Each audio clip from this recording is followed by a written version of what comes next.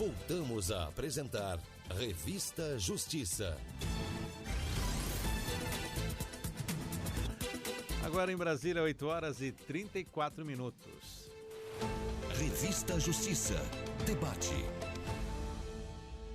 Tema do debate de hoje: 92 anos da conquista do voto feminino. A data, 24 de fevereiro, foi criada em 1930 e a mudança foi aprovada no Senado. Porém, o voto só foi reconhecido em 1932 e incorporado à Constituição de 1934. Estamos aqui com as nossas convidadas. Começo apresentando a promotora de Justiça do Ministério Público de Mato Grosso, professora de Processo Penal e Eleitoral, Luciana de Freitas. Professora, bem-vinda, bom dia. Bom dia, Sérgio. Bom dia, ouvintes.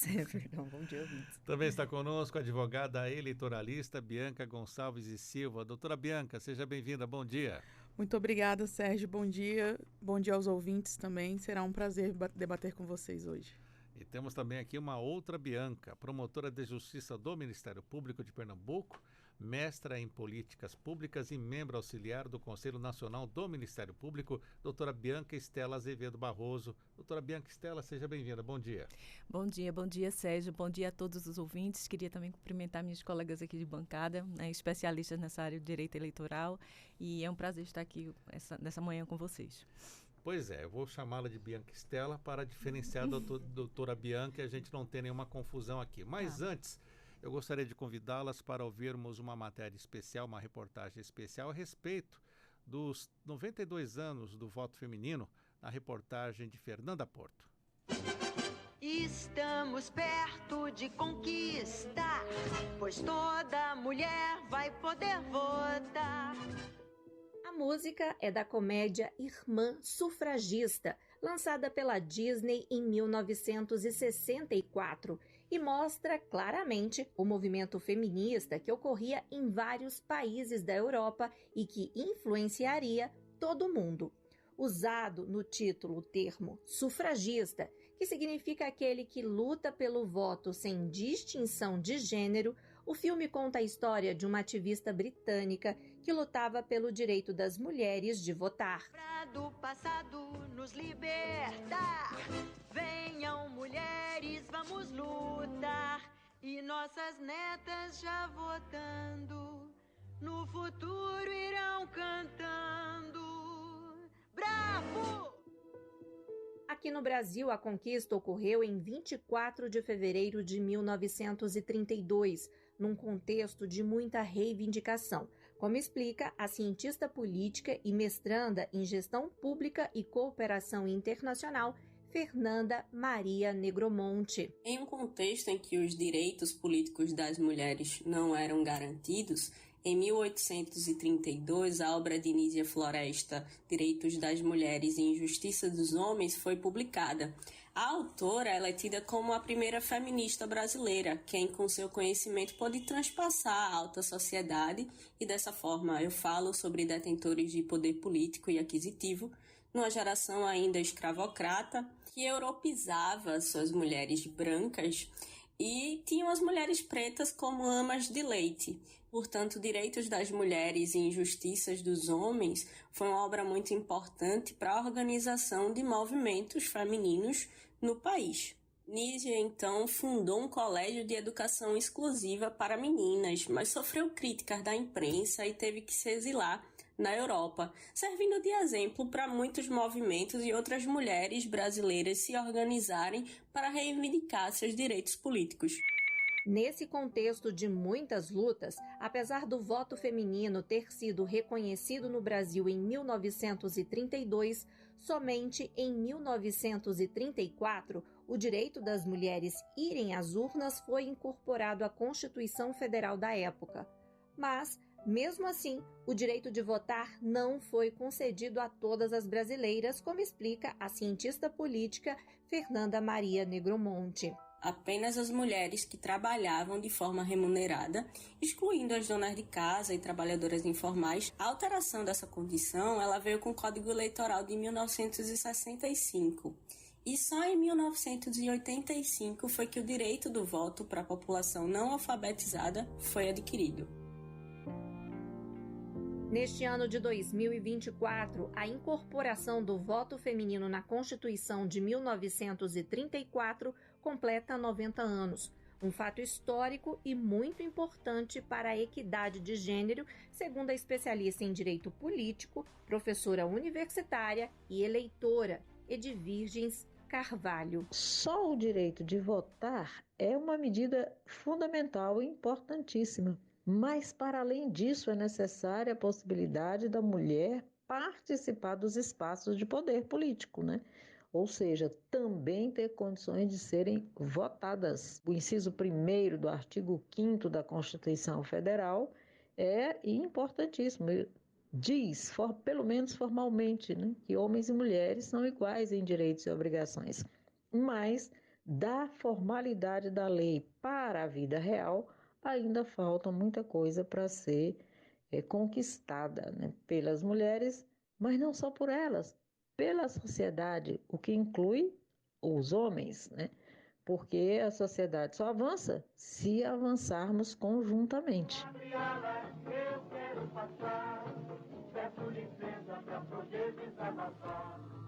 E Chiquinha Gonzaga estava certa, elas querem passar. Hoje, apesar dos desafios, muitas jovens fazem questão de votar justamente por saberem de toda a importância histórica.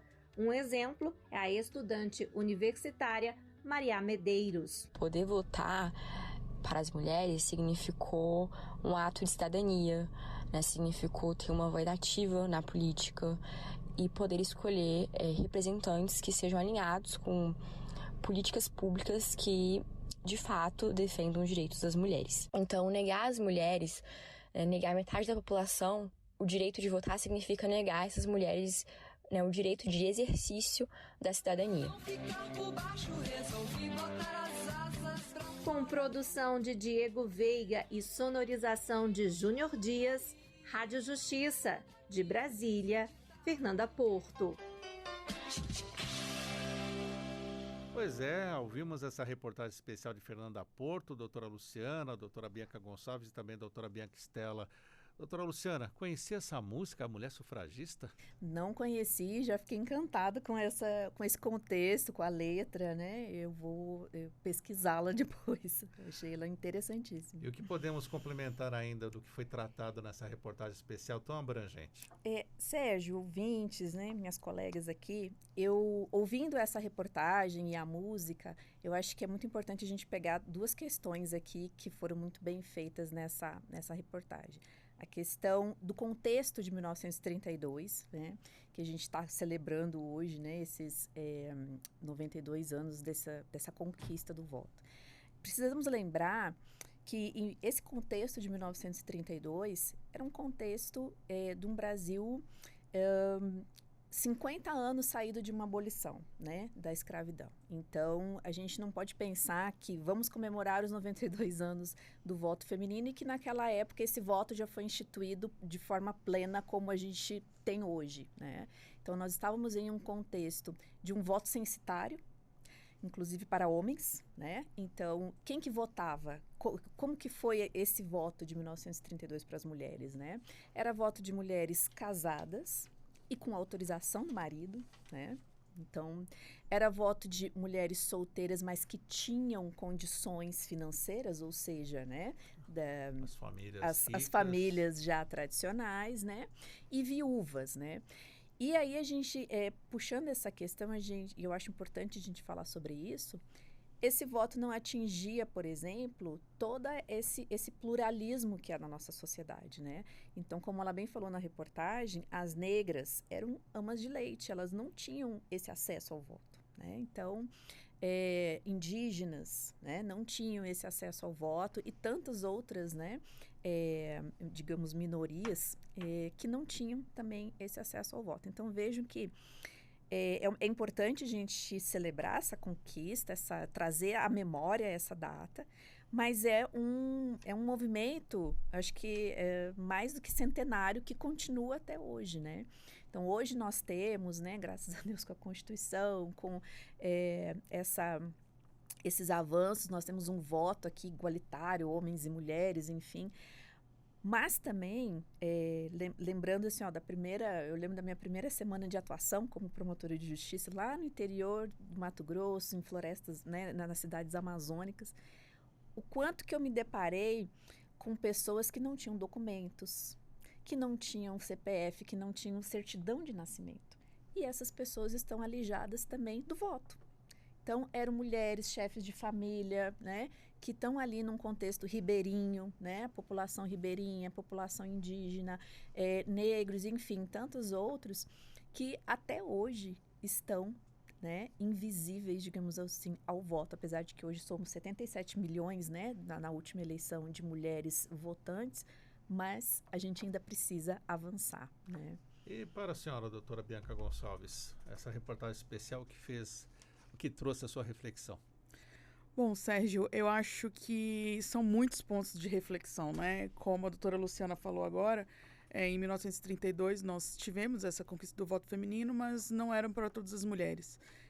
Recentemente estou na luta da minha dissertação de mestrado e estava lendo uma obra, ontem inclusive, né, coordenada pela ministra Aniele Franco e pela Ana Carolina Lourenço, que o nome da obra é A Radical Imaginação Política das Mulheres Negras Brasileiras, né? E são vários artigos, dentre eles alguns passam por essa conquista do voto feminino, e um traço que eu achei marcante em alguns artigos que eu li é sobre exatamente essa questão da invisibilidade da história dessas mulheres, né? Então, especialmente das mulheres negras, porque há um apagamento na história brasileira sobre a luta das mulheres brasileiras para se chegar em 1932 com a possibilidade de voto, né?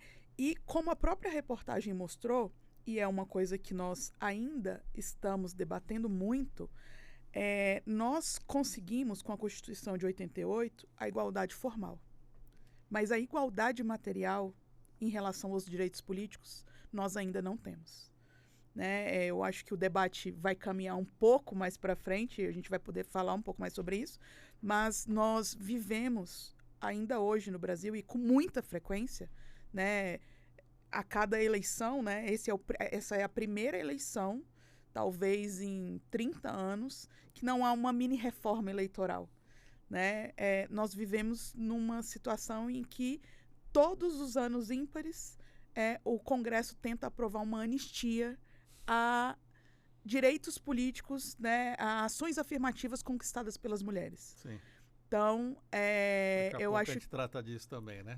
Eu acho que, assim, nós conquistamos, sim, é um fato, precisamos comemorar os 92 anos do voto feminino, porém, é formal ainda, né, essa representação política feminina. Precisamos caminhar para o material. Doutora Bianca Stelli, para a senhora, o que essa reportagem especial trouxe também de reflexão? De repente até nem estava pensando em alguma coisa e a reportagem trouxe.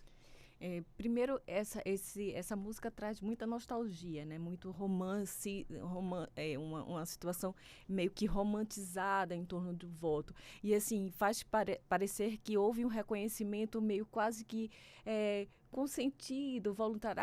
O Congresso agora resolveu compreender de uma forma muito, muito, muito simples que as mulheres têm direito ao voto. E isso não é verdade. O reconhecimento dos direitos das mulheres nunca foi gratuito, nunca sempre embora foi trazido através das mãos dos homens, das vozes masculinas, porque estavam nos cargos de poder, mas foi em razão de muita pressão, muito movimento feministas, muito movimento sufragistas, movimento de mulheres, como ainda é hoje. Não é? Toda a participação das mulheres em locais, espaços de poder, que estão hoje predominantemente por homens, elas vêm de muita luta das mulheres. E aí a gente tem a questão do lobby do batom, né, na Assembleia Constituinte, e muito isso. E eu queria chamar um ponto para essa questão das mulheres negras. Esse ano a gente completa o final da década afrodescendente trazido pela ONU, que é sobre uma década que foi eleita em 2020 e 2014, sobre uma década que seria de metas para o crescimento e a evolução dos direitos das meninas e mulheres negras. Então, em 2024, a gente está encerrando essa década dos direitos afrodescendentes e queria dizer que essa questão do voto remonta aos movimentos sufragistas, né, que a gente acha que é um movimento só de mulheres, mas existe uma diferença muito grande no movimento sufragista, e aí é isso que eu digo, que não há muito romancismo em relação a isso, porque foi um movimento dividido por classe social e por raça. Quer dizer, o direito ao voto, a luta pelo voto das sufragistas não incluía as mulheres negras. A luta das mulheres negras inicialmente era diferente em relação às das mulheres brancas, porque as mulheres brancas faziam parte de uma elite que queria o voto por uma representação política, mas as mulheres negras nem pensavam no voto. As mulheres negras começaram suas lutas através dos movimentos sindicalistas, através dos direitos trabalhistas, porque elas já estavam na rua, já estavam no mercado de trabalho, que as mulheres brancas ainda não estavam. Então, só foi posterior que ela percebeu que as leis trabalhistas não eram boas para elas, não tinham igualdade, que ela disse, não, o voto é um instrumento interessante e poderoso. Né? Então, foi a partir dessa proximidade das mulheres negras e que aí tinha um movimento do antirracismo, que era mais forte, e que elas diziam, não, a gente precisa realmente das leis e a gente precisa estar dentro do processo de elaboração das leis, e o voto é um instrumento potente e poderoso. Tanto é que Angela Davis disse que o movimento sufragista era branco como leite. Então, tem uma questão aí que eu não consigo romantizar, que é essa questão da diferença de classe e de raça. Muito bem colocado. Doutora Luciana de Freitas, e o voto feminino, então, a partir de quando podemos dizer que ele foi efetivo, as mulheres puderam votar independente da sua cor? Bom, é todo um processo, né, Sérgio, desde 1930, 32, depois 34, com a Constituição, 65, né, como colocou bem aqui na reportagem, mas eu creio que eu não consigo visualizar ainda hoje esse voto, como bem diz a Bianca, esse voto como total, né, de todas as mulheres, de todas as classes, enfim, eu acho que a gente está caminhando, eu acho que é muito importante destacar isso, que esse movimento que começou lá em 1932, nós vamos completar 100 anos e ele ainda está começando, né? Então, eu acho que com a Constituição de 88, ele teve realmente, eu acho que esse voto, esse reconhecimento, né, das cidadanias, teve muito mais expressão, né? Por todo o contexto democrático da Constituição, enfim, que conseguiu ser uma Constituição, né, que trouxe bastante direitos sociais, né, garantias individuais, enfim. Mas eu acho que a partir de 88 a gente consegue enxergar um pouco mais essa consolidação do voto de uma forma geral. Mas, né, sigo destacando, aí preciso avançar. Existem muitas minorias, que são maiorias, né? Mulheres negras são maiorias, mas que ainda não estão exercendo de forma plena o seu direito ao voto, né? Por diversas questões aí sociais, né? E, além disso, eu queria destacar, Sérgio, um outro lado da moeda, por assim dizer, né? Esse movimento começou lá com as sufragistas, enfim, né, de diferentes classes, com direito ao voto, pleiteando esse direito ao voto, porque entenderam que aquilo era necessário, perceberam, né, essa importância. Eu até destaco aqui a Anísia, né, Floresta, como eu trouxe na reportagem, que ela, lá ainda no século XIX, né, no livro dela, ela faz essa relação. Por que as mulheres não votam? Mas as mulheres brancas, né, vamos lembrar desse recorte. Por que as mulheres não votam? Porque não tem estudo. Por que não tem estudo? Porque não votam. Ela faz essa relação, né? E isso, Sérgio, é com relação a tudo, né? Por isso que a importância dessa representatividade feminina, né? Nesses espaços aí de poder. Porque a mulher vai trazer, né, essa relação com suas pautas e demandas, sendo que as mulheres são a maioria nessa nossa sociedade, né? E como sempre gostam de destacar, as mulheres são a maioria e mãe das minorias, né? Então, eu acho que é importante a gente destacar que esse outro lado dessa luta, que a Bianca já adiantou aqui um pouquinho, que é justamente o quê?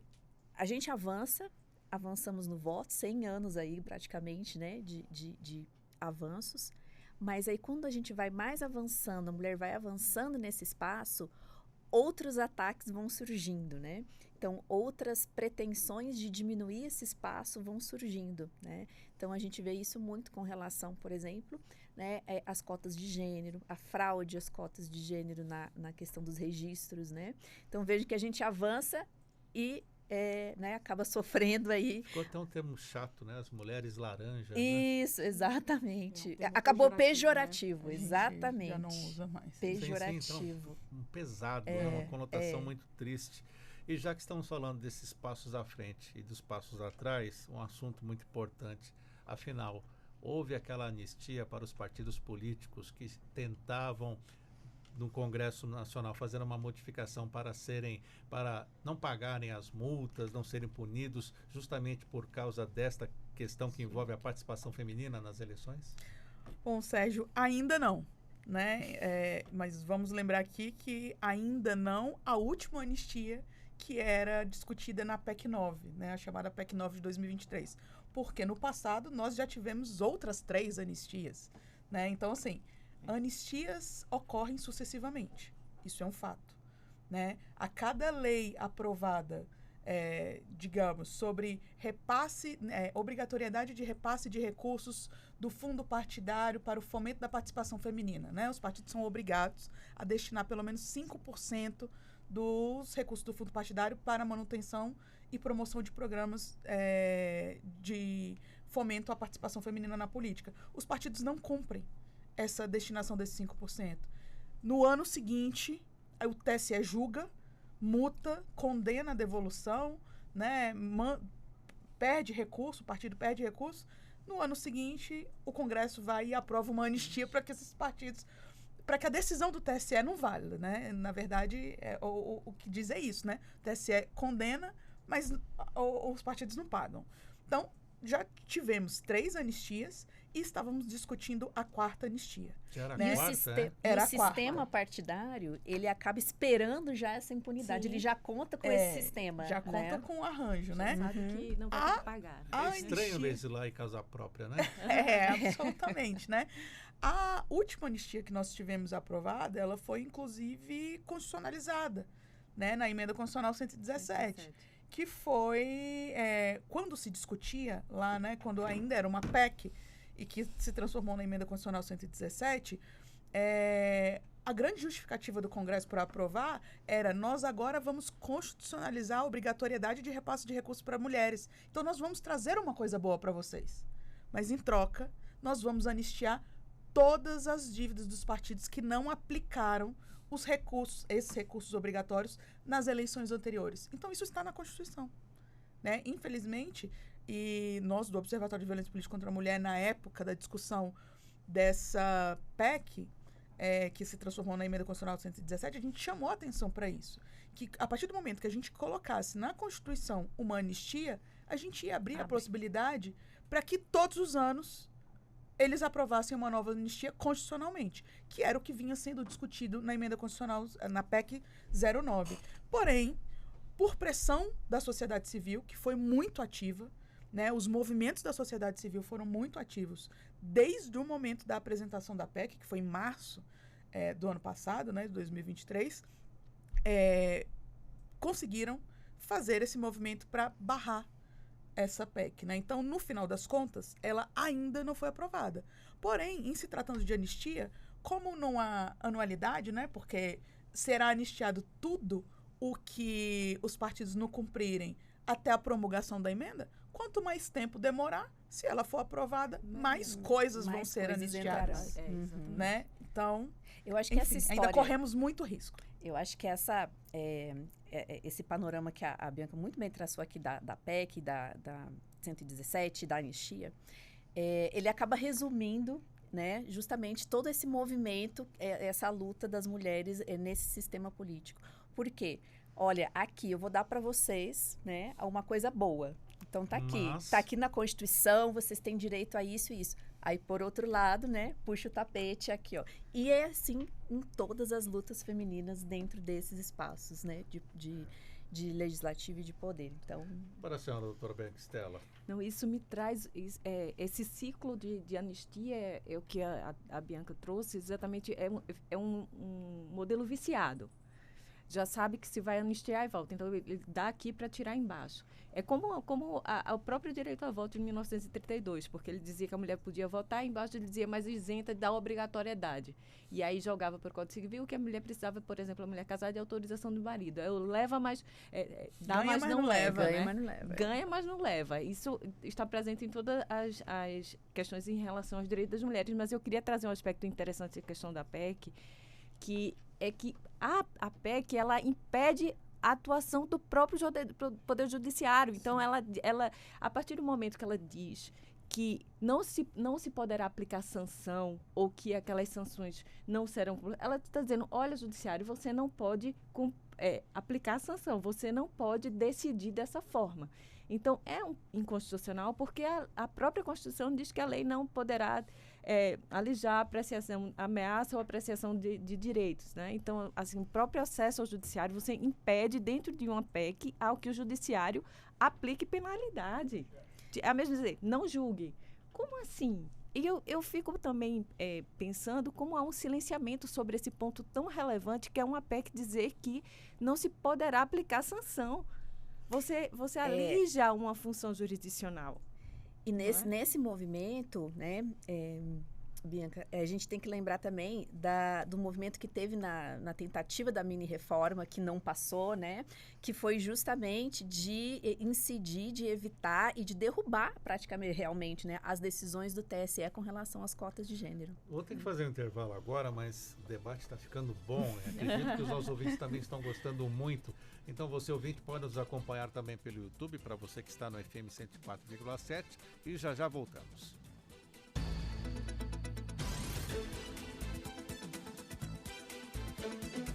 Estamos apresentando Revista Justiça.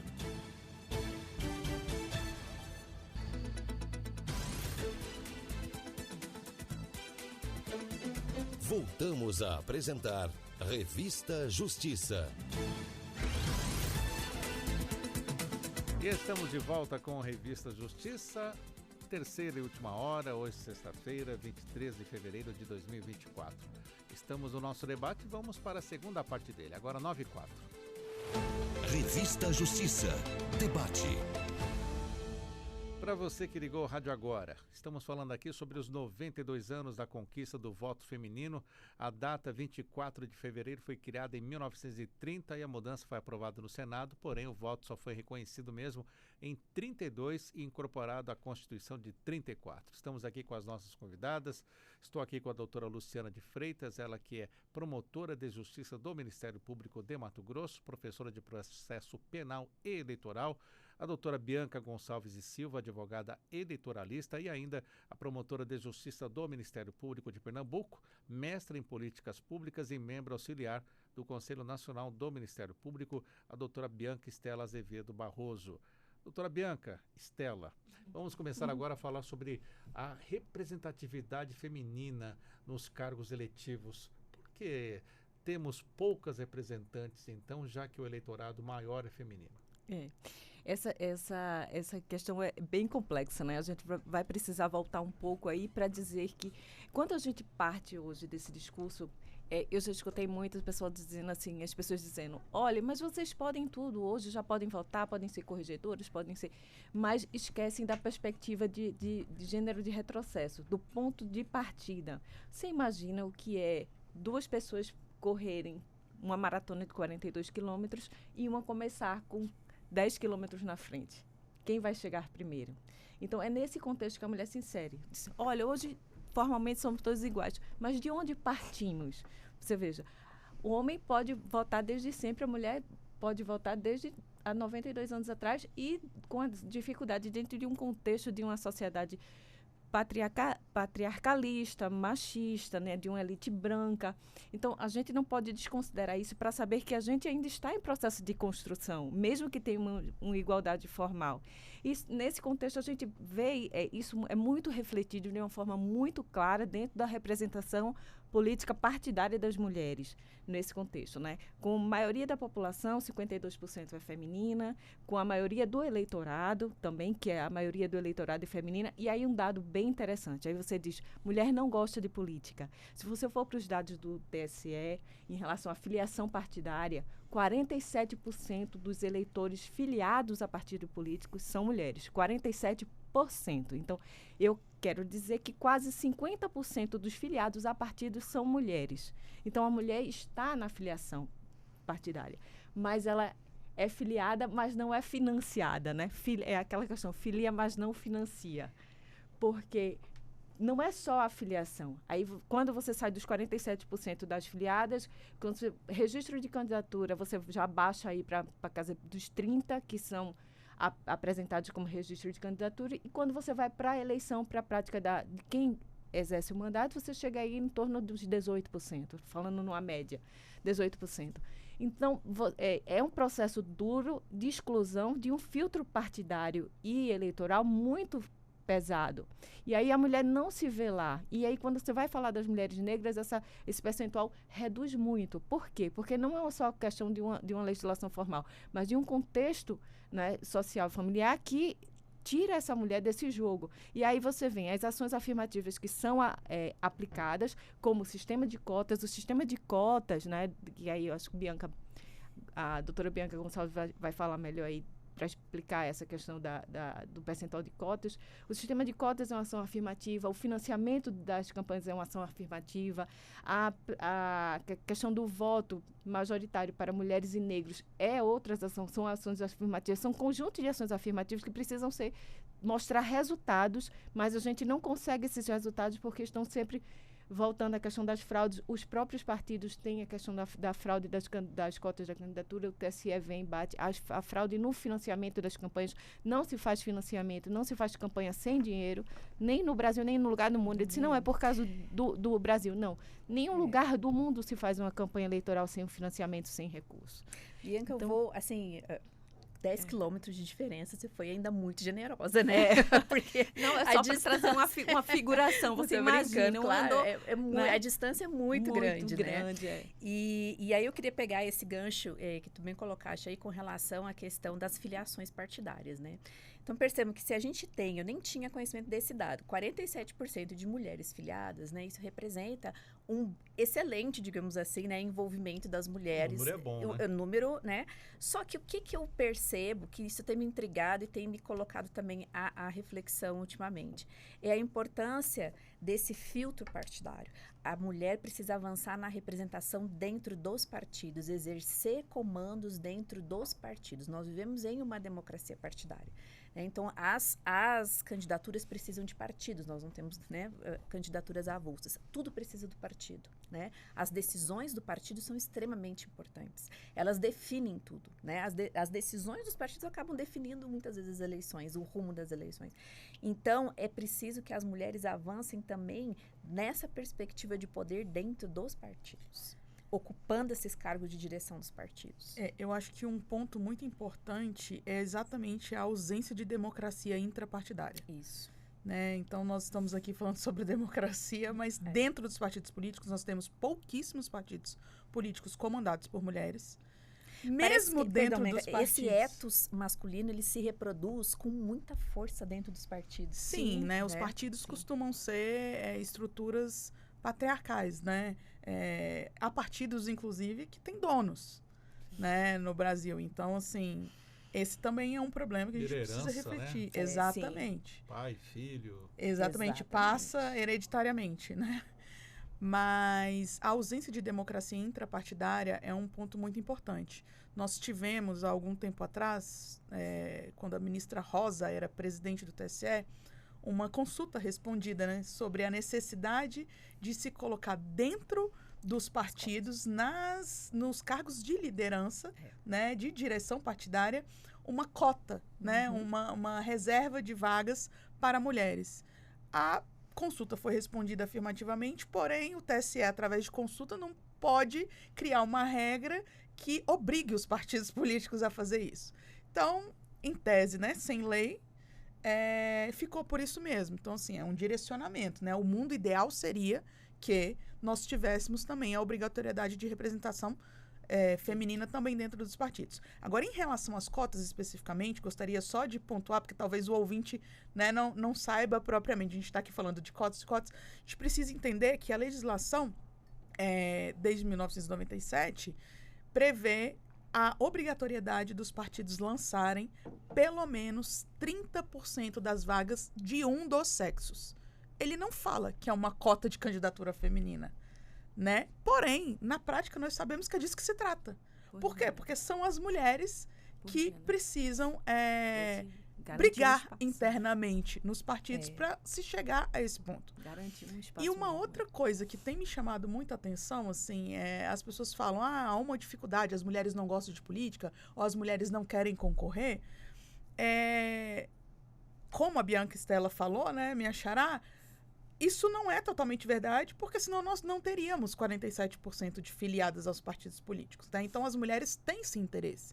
Porém, há uma dificuldade, inclusive pela estrutura da mulher na sociedade, que precisa cuidar da casa, filhos, né? Jornadas triplas, né? Trabalho, estudo, família, que ela não consegue estar ali naquelas discussões, sentada à mesa, para debater com os partidos políticos, para angariar esse espaço dentro do próprio partido político. Então, para ela ser escolhida para estar na lista de candidatura, ela já sofre uma violência política muito grande dentro dos partidos. Isso é uma coisa que todas as mulheres com as quais nós conversamos, elas falam, o primeiro local onde a gente sofre a violência política, geralmente é dentro do partido político, né, para ser escolhida. E existe também nesse mecanismo das cotas de candidatura, de reserva de candidaturas, que se os homens perceberem que isso é um fenômeno que a gente tem reparado empiricamente vendo os processos de fraude à cota de gênero. Se os homens percebem que dentro daquele partido há uma mulher que se destaca muito, né, que ela tem potencial para ganhar e tirar a vaga de um homem, ela não é sequer colocada na lista. Sim. Então, eles preferem colocar uma mulher que não tem capital político, que é justamente uma candidatura fictícia, do que colocar uma mulher que tem muito que potencial político, de verdade, que vai concorrer e que pode ganhar, porque ela pode tirar o lugar do homem. Ou se fica na lista, não recebe recursos. Sim, isso é uma prática muito comum, violência política e econômica. Sim. Né? Violência política de gênero e econômica. Por quê? Porque a emenda constitucional 117, né, isso já tinha sido fruto da decisão do Supremo e do TSE, né? O Supremo decidiu que, pelo menos, se precisa lançar pelo menos 30% de candidaturas femininas, entre aspas, porque, né, já do sexo que não é minoritário, feminina, né? A lei fala sexo minoritário, mas a gente sabe que 30% de um dos sexos, não fala nem que é o minoritário, porque nós somos maioria minorizadas, né? Nós não Exatamente. somos minoritários.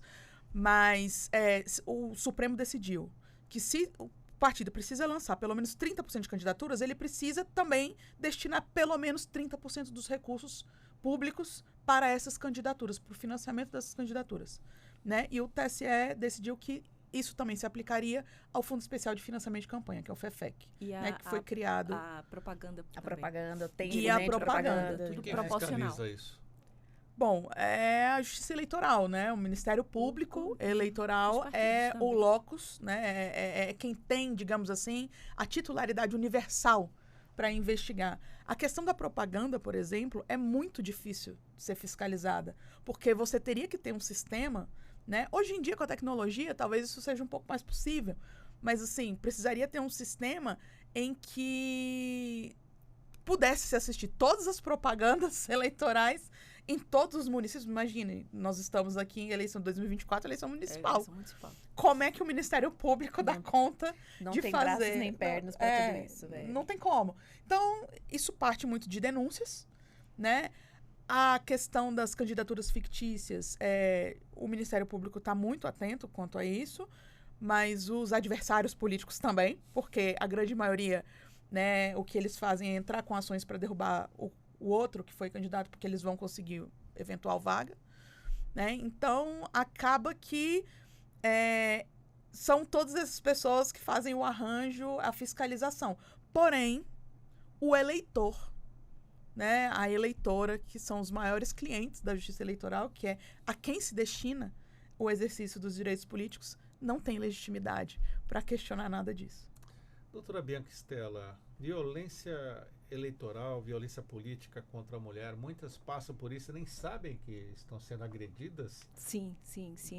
Dá exemplos, então, para que o nosso ouvinte possa compreender. A gente precisa tratar do tema de violência política, e eu sempre gosto de trazer de um aspecto mais de direito difuso, porque a violência política, como está hoje no direito brasileiro normatizado, ela foi considerada crime só a partir da Lei 14.192 de 2021. Né, para cá. Mas é um fenômeno que acompanha as mulheres desde que elas começaram a se projetar em espaço público, porque a violência política ela atinge a mulher dentro de uma voz de liderança, de uma voz de empoderamento, de uma voz de ocupação de espaço. Ela não é só uma violência política e partidária, embora como crime está assim estabelecido. Ela está atrelada até ao próprio crescimento e avanço, né, dessa luta. Você veja que a violência contra a mulher, ela se modificou. Antes a gente tratava a violência contra a mulher na esfera privada, a gente falava de violência doméstica, a violência em casa, em ambiente privado, a partir de relações afetivas de proximidade.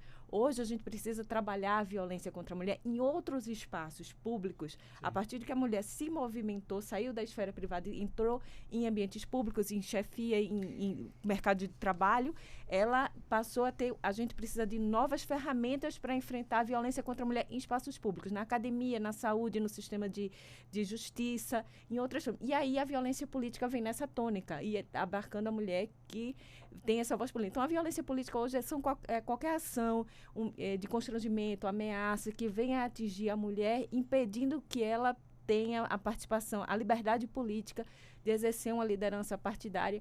E aí, não é só a questão política partidária, mas é uma questão de liderança de comunidade mesmo. Então, e o primeiro ponto que pega a mulher nessa questão da violência política são as ameaças à família, né? À família extensa. Então, a minha pesquisa fala muito isso. Quando a gente escuta as mulheres, e as mulheres que exercem mandato eletivos falam da ameaça do constrangimento, principalmente em relação à humilhação, à questão do constrangimento da voz, quando se fala a questão de imputar um eventual descontrole emocional à mulher, né? É sempre a louca, a desequilibrada. O homem é forte, é poderoso, ele é pungente nas palavras, e a mulher não, a mulher é frágil, desequilibrada, não consegue organizar as ideias. Isso é uma pecha que ia ser colocada, né, para reduzir a mulher e tirar ela daquele lugar, dizer, olha, esse lugar aqui não é seu, se você vier aqui você vai ser hostilizada, você vai ser constrangida, você vai ser humilhada, e aí você não vai se sentir bem aqui para que você saia voluntariamente, porque a violência é a última razão. Quando você perde o argumento, você vai exercer atos de violência. E aí você vai atingir a mulher, você vai atingir a família, você vai atingir os filhos, fazer qualquer movimento de manobra para tirar a potencialidade e excluir a mulher daquele lugar. E eu ainda acho, só para concluir, que a violência política contra a mulher hoje, e esse combate à violência política, eu acho que é o último passo para que a gente consolide a democracia.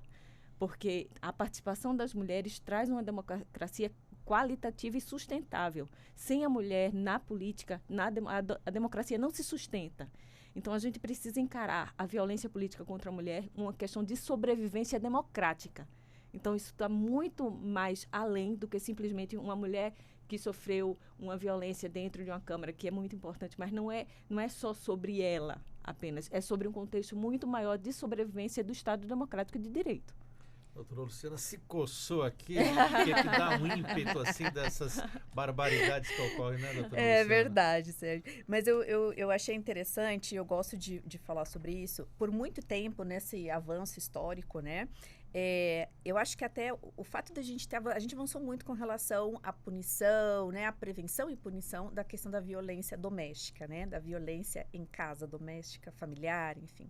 Mas eu acho que muito tempo a gente centrou tanto os olhos para isso, né, e claro, a mulher sempre exerceu um papel proeminente dentro desse espaço, né, que o resto, o espaço público, ele ficou um pouco esquecido. Então, muito tempo as mulheres, elas sofreram muita violência nesses espaços públicos e nem sabiam, como tu perguntaste, nem sabiam. Por quê? Porque todo o aparato judicial, enfim, né, de sistema todo de justiça, estava voltado para o privado, para a violência doméstica, né? E aí a gente não olhava essa parte pública, né? Então, eu acho que foi muito importante as mulheres começarem a falar e demonstrar essas violências, porque foi só a partir disso, dessas falas das mulheres, né, de denunciar, de realmente dizer, olha que absurdo isso, enfim, tudo isso, elas trazendo isso, então, tem legislação hoje, né, nós temos um sistema de justiça hoje próprio, né, com essa agenda de violência política, né, dentro desse espaço público, né.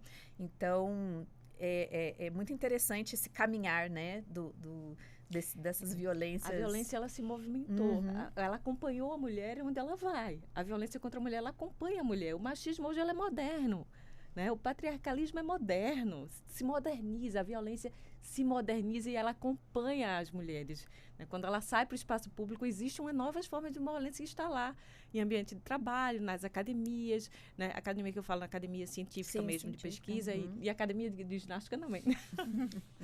não estamos livres em lugar nenhum. Em lugar nenhum.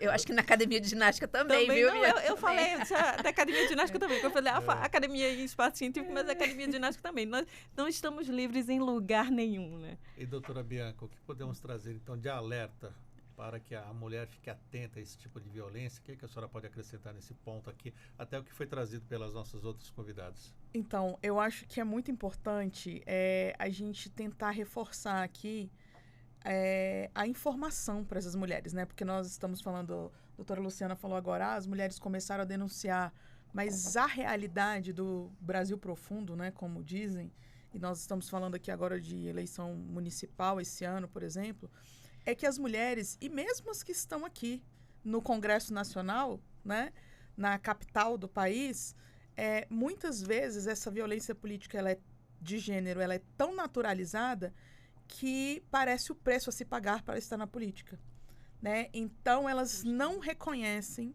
que determinados atos são violência política de gênero.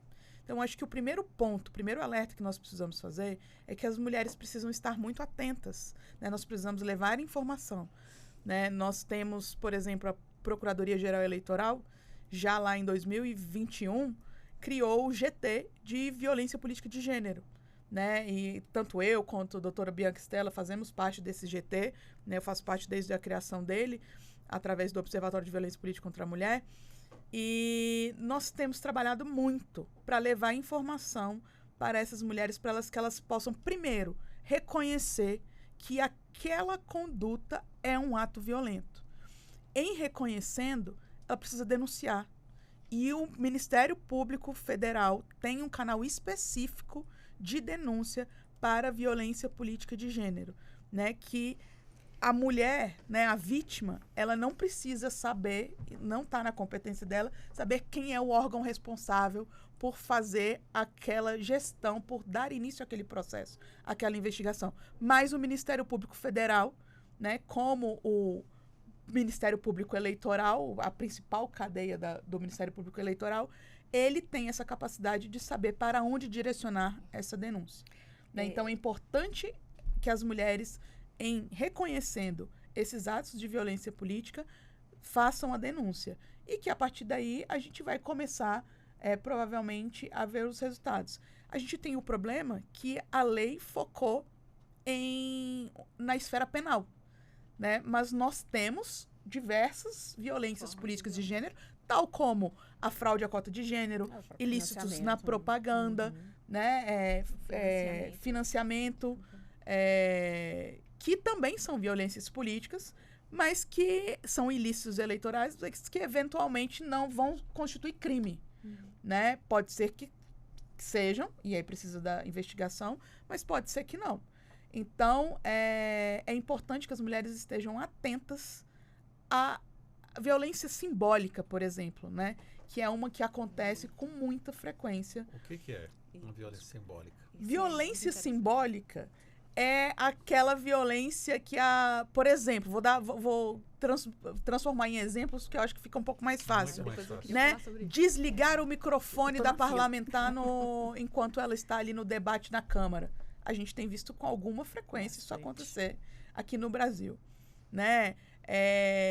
Você não destinar às mulheres espaço para que elas estejam presentes nas discussões do parlamento. Por exemplo, nós tivemos a CPI da Covid e as mulheres não tinham assento no Senado na CPI da Covid. O que elas fizeram? Elas criaram a bancada feminina do Senado, foi criada apenas quando instaurada a CPI da Covid, porque foi a forma como elas encontraram para se fazer presente, porque a bancada feminina precisa ter assento e ser ouvida, né? Então, assim, você alijar a mulher dos espaços é uma violência simbólica. Sérgio, eu queria só aproveitar aqui a fala da Bianca e dizer que nesse ponto específico eu discordo de ti, Bianca, mas com relação à questão nas eleições municipais, o Ministério Público Estadual ele está à frente de tudo. Eu acho que ele que vai ser o principal norte, né, não o Ministério Público Federal, com relação a essa atuação dentro de qualquer das perspectivas. Por quê? Porque no município lá, no interior, né, da Amazônia, quem está lá é o Ministério Público Estadual, né? Então, ele vai estar ali à frente, à porta, que é o promotor eleitoral que vai estar ali, né? E aí, eu até me lembrei, só para aproveitar também esse gancho aqui, de um caso, fica mais fácil o exemplo, né, para demonstrar essas peculiaridades, mas é rápido, prometo. Sim, até porque a nossa convidada tem que se retirar, ela vai ter o não, direito rapidinho. Não é uma discordância, assim, o Ministério Público Federal ele é muito ativo e protagonista, mas eu creio que isso fica muito evidente nas eleições gerais. Nas eleições municipais, é o Ministério Público Estadual, porque é o promotor eleitoral que está lá na cidade. Sim. Então, é ele que está ali, né, como a porta, né, do Ministério Público. Mas, voltando à questão do exemplo, eu lembro que nas eleições municipais últimas, né, eu estava como promotora eleitoral numa cidade no interior do Mato Grosso, Jaciara, e nessa, eu lembro que chegou uma candidata e a gente identificou ali, né, não lembro exatamente como, a gente identificou que tinha uma fraude no registro, né, cota de gênero. E eu chamei ela para conversar, a gente conversando, enfim, era até uma pessoa conhecida na cidade. E ela era muito ativa, isso que eu achei estranho, sabe? E aí, eu conversando com ela, ela falou assim, doutora Luciana, eu vou falar para a senhora a verdade. Isso foi uma troca. Eu entrei agora como laranja, porque nas próximas eleições eu vou ganhar apoio para sair como na chapa majoritária de prefeito. Aí você começa a pensar, bom, mas será que isso de fato é uma troca? Ou ela já foi usada para essa troca? Ou o que aconteceu aqui? Né? Como que isso, até essa própria fraude está sendo usada como moeda de troca dentro do partido, que é onde a gente vê que não tem democracia, né? Então, foi um exemplo assim, que me lembrei agora com a fala da Bianca, porque são situações assim, né, que acontecem ali e que a própria pessoa, a própria mulher não consegue identificar o que estão fazendo com ela. Doutora Bianca? Eu só vou fazer um adendo porque eu acho que não há discordância, Luciana. Na verdade, o que eu estou querendo dizer é o seguinte... nós não temos tempo aqui para discorrer sobre a competência do Ministério Público Eleitoral. Muito complexo. Porque é muito complexa, né? Eu tenho participado... Eu tenho que defender o meu, né? Não, sim. Eu tenho participado de vários debates e há uma dificuldade, inclusive, dos operadores do direito em saber qual é a competência do Ministério Público Eleitoral. E digo isso não só em relação a operadores do direito do lado de fora. Estou dizendo isso e aqui vou talvez dar um spoiler, porque, enfim, ainda não terminei a dissertação, mas solicitei dados para todos os ministérios públicos e todos os TRS e TSE, né, sobre os dados sobre violência política de gênero, e eu recebi respostas de Ministério Público Estadual dizendo que a competência não era dele.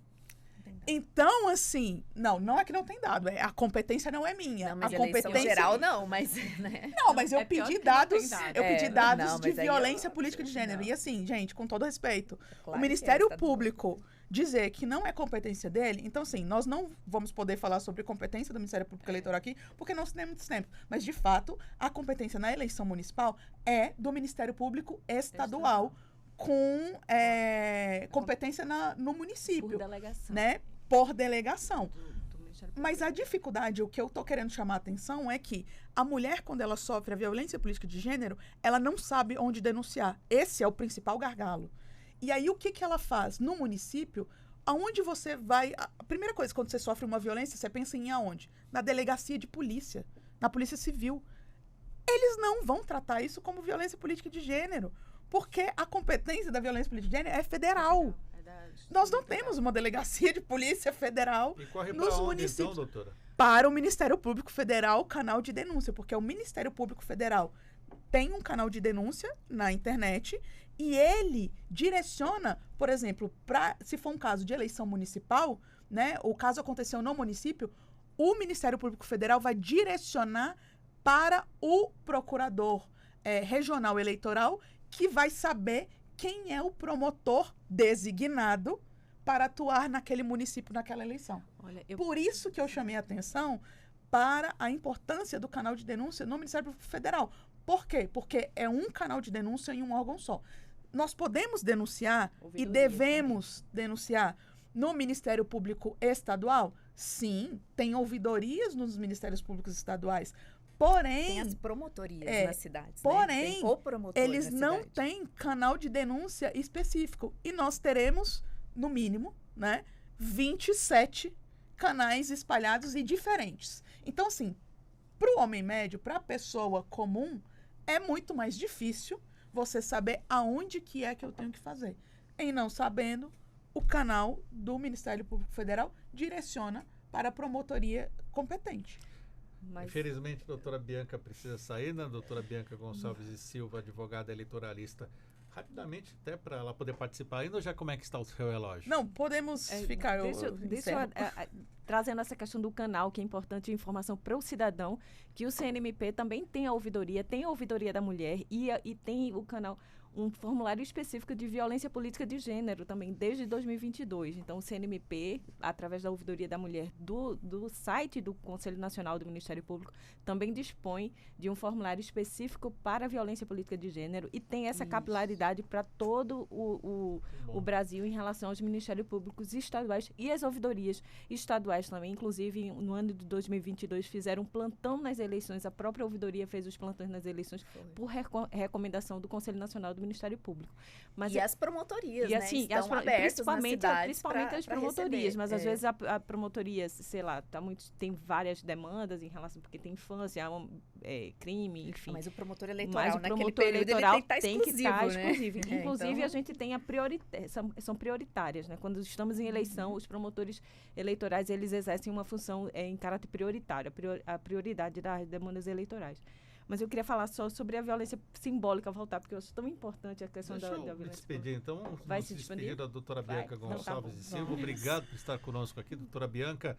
Infelizmente tem um compromisso, ou felizmente, mas obrigado por estar conosco aqui. Eu que agradeço, mas Sérgio. Felizmente contamos com ela até agora. Eu agradeço, Sérgio, agradeço minhas companheiras aqui de debate, a doutora Bianca Stella e a doutora Luciana, duas queridas amigas, e fico à disposição para estar com vocês em uma próxima vez. Muito obrigada. Agora 9h34, vamos lá, doutora Bianca, violência, né? Violência simbólica. A violência simbólica, porque é pouco conhecida, né? A gente fala o que é violência simbólica, mas ela é a violência que eu acho que é a primeira que traz a violência política, porque é a violência invisível, Sérgio. É aquela violência que não consegue enxergar. Ela é a violência invisível, aquela que você não vê, mas que diz muita coisa. Ela vem do poder simbólico, trazido até numa obra de Pierre Bourdieu, que é um francês filósofo que traz o poder simbólico. E a violência simbólica, ela traz esse poder simbólico. E tentando traduzir para uma forma muito simples, que é uma violência... por exemplo, o poder do homem.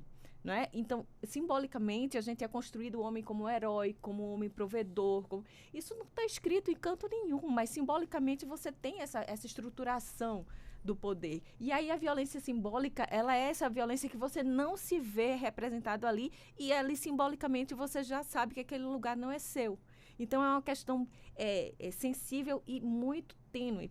Por exemplo, se você pesquisar a Assembleia Constituinte, você vai ver na promulgação da Constituição Federal de 1988 uma foto muito simbólica do Ulisses Guimarães, com a aprovação, vários homens, uma bancada masculina com ele ao centro, com a Constituição na mão, os heróis da nação.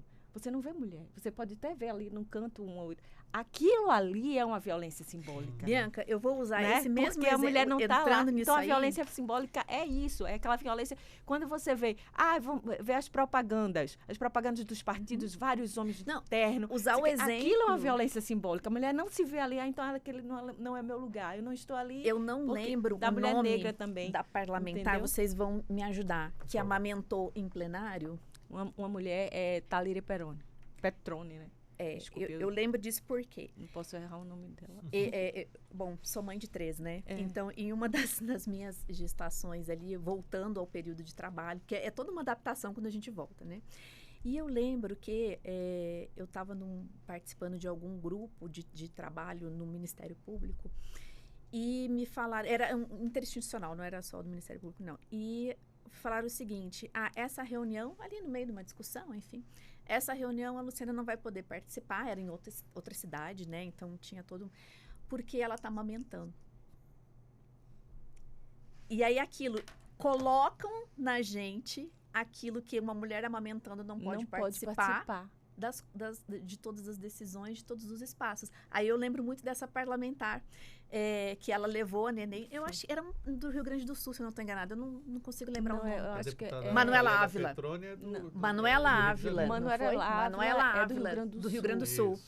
Então, mas a Talíria também fez quando eu isso. vi essa, né, lembrei dela amamentando em plenário. Por que ela não pode estar exercendo o mandato parlamentar dela, amamentando seu filho, sua filha?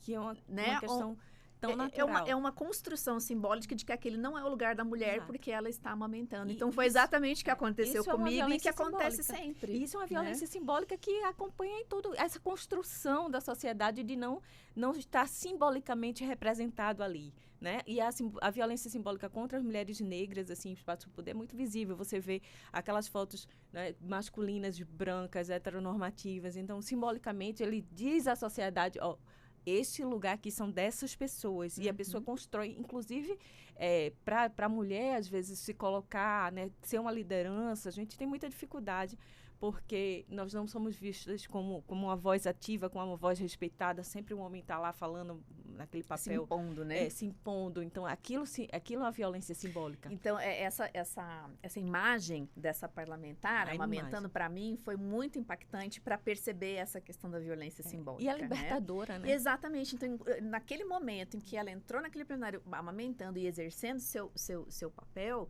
demonstrou exatamente isso. Olha, meu lugar é aqui. O lugar das mulheres é aqui. Isso significa muito. E deixa eu fazer uma pergunta para vocês. O que falta, então, para a mulher, para conseguir essa representatividade? Seria necessário ter um partido só para as mulheres? Não, nós não estamos querendo separar. Nós amamos os homens, né? Os homens nos amam, a gente quer conviver e compartilhar, né? Então, eu acho que passa por toda uma desconstrução, né? E uma reconstrução. Então, a gente tem que desconstruir essas simbologias, né, patriarcais, enfim, e machistas que a gente fala, mas não é num tom pejorativo de dizer que os homens são todos machistas, né? A questão é que se construiu uma sociedade com base nesses vetores, né, nesses valores, e a gente precisa desconstruir isso, né? E a partir dessas desconstruções, eu até acredito que naturalmente, né, a mulher já vai avançar ainda mais, né? Mas é preciso ainda desconstruir, né? Eu acho que a gente tem que desconstruir para reconstruir. É a questão da democracia paritária, né? Como a sustentabilidade. A gente precisa entender hoje que o espaço da mulher dentro de uma política ela é fundamental para que a gente tenha uma democracia consolidada. Então, que a gente não venha andar para trás, retroceder, né, numa falta de representatividade, porque a democracia ela traz isso, ela traz inclusão, ela traz diversidade, ela traz igualdade.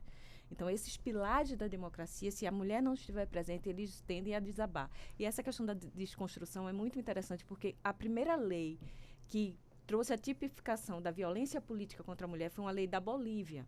E quando ela fala os considerandos da lei da Bolívia, ela fala que o Estado tem que adotar medidas de despatriarcalização, né? Exatamente desconstruir o patriarcalismo.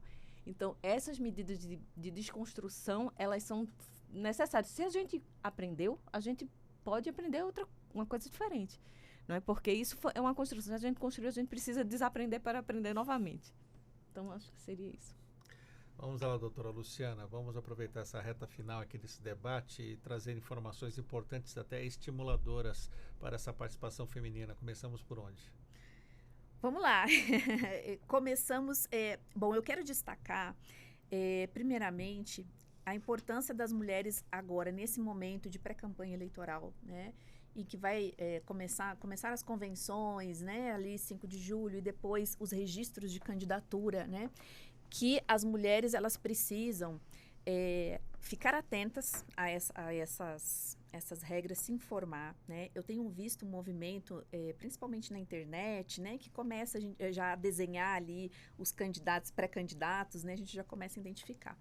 Eu tenho visto um movimento de as mulheres trazerem e compartilharem essas informações, essas que provavelmente serão pré-candidatas, né? Serão candidatas, de trazer essas informações. De evitar, né, as fraudes nos registros, de saber o que elas têm direito ou o que elas não têm direito com relação aos financiamentos, ao tempo, né, de propaganda, enfim. E lembrando que o TSE, e eu acho que isso é muito importante, ele está muito atento a essas questões né, de gênero. Então, eu acho que pode contar com a Justiça Eleitoral para isso, né, para fiscalizar, pode contar com o Ministério Público, mas assim, as decisões do TSE têm sido nesse sentido. E eu quero também destacar uma questão muito importante, que sempre se falou muito em compliance, né? Em estar em conformidade, em trazer esses instrumentos novos de compliance. E um compliance importantíssimo para os partidos políticos é justamente o que se chama compliance de gênero, né? Que por exemplo, colocar ali nas disposições do seu estatuto que determinados cargos dentro do próprio, determinada quantidade de cargos dentro do próprio partido serão ocupados por mulheres. Né? Que é exatamente como a consulta foi respondida pelo TSE. Né? Então, é importante, né, os partidos também fazerem a sua parte, né? E trazer essas afirmações. Veja, a gente já tem esse discurso pronto em relação às mulheres. Primeiro, eu queria trazer uma palavra de encorajamento para que as mulheres se posicionem e acreditem no sistema de justiça, acreditem nos canais, e dizer que existe sim dentro do sistema de justiça mulheres que trabalham por elas, assim, no sentido de garantir direitos, né? Que não estão sozinhas. A gente tem um trabalho árduo, difícil, mas estamos lá. Em cada espaço de poder, em cada espaço de voz que a gente pode estar, nós estamos lá. Isso é uma coisa. Outra coisa, e aí eu quero fazer um apelo aqui para os homens. A gente não consegue evoluir se a gente não tiver um comprometimento sério, real e verdadeiro dos homens que acompanham o partido, dos maridos, né, dos juízes, dos promotores de justiça que se sensibilizem em relação a ser uma violência política, que denunciem uma violência política como ela é, aos delegados de polícia que não deixem de investigar o caso, que não arquivem porque não vislumbram ali um potencial lesivo, porque não se trata, aí, como eu disse lá, não se trata só de cortou a voz de uma vereadora. Isso tem um impacto gigantesco. A partir do momento que uma policial, se um delegado se omite naquele fato, ele está desencorajando um movimento todo que existe por causa disso. Um movimento de evolução, de sustentabilidade, de fortalecimento do sistema e fortalecimento das mulheres nesse espaço de poder, para que a gente tenha harmonia entre os gêneros. Fora esses episódios de assédio sexual em pleno plenário, né? Sim. Não, né? Não, aí a gente chega que acontecem em diversas situações, âmbitos, né? E ficam muito complicado. Essa questão também, de tocar, né, no corpo, de mas achar também que toca, que pode. Assim, rapidinho, como promotora eleitoral, eu acho que assim, os causos que eu conto, como eu digo, são verdadeiros, e Bianca também, como promotora eleitoral que foi, já sabe que acontece. Chegavam muitas denúncias, né? E principalmente nas últimas eleições municipais que eu trabalhei, eu notei um aumento, sabe, das outras. Eu trabalhei em 4 eleições consecutivas. E casos justamente de assédio sexual dentro dos partidos. Sim.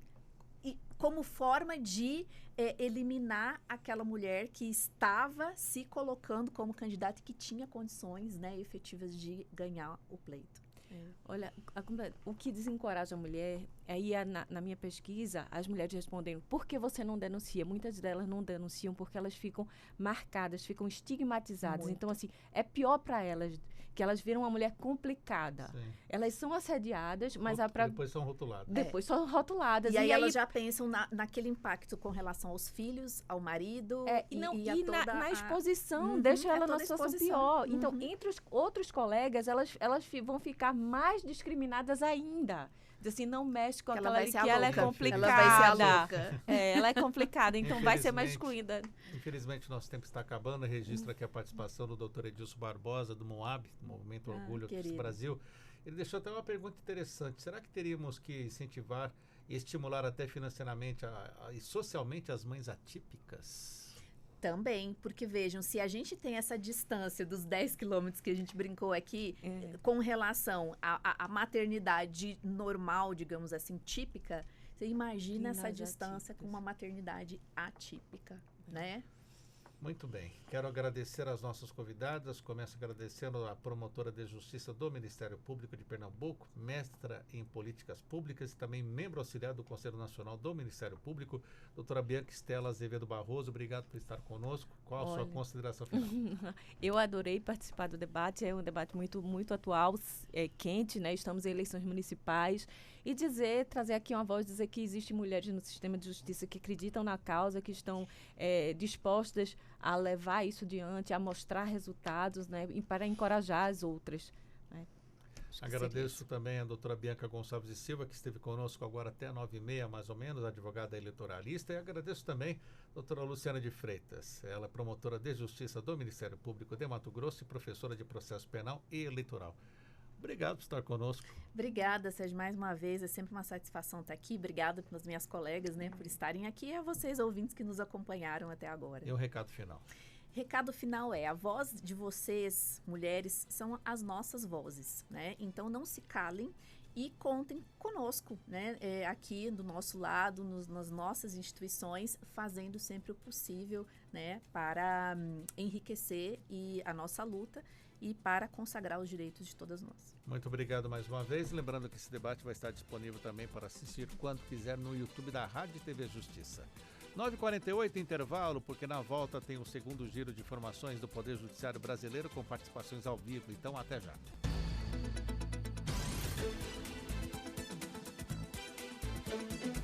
Estamos apresentando Revista Justiça.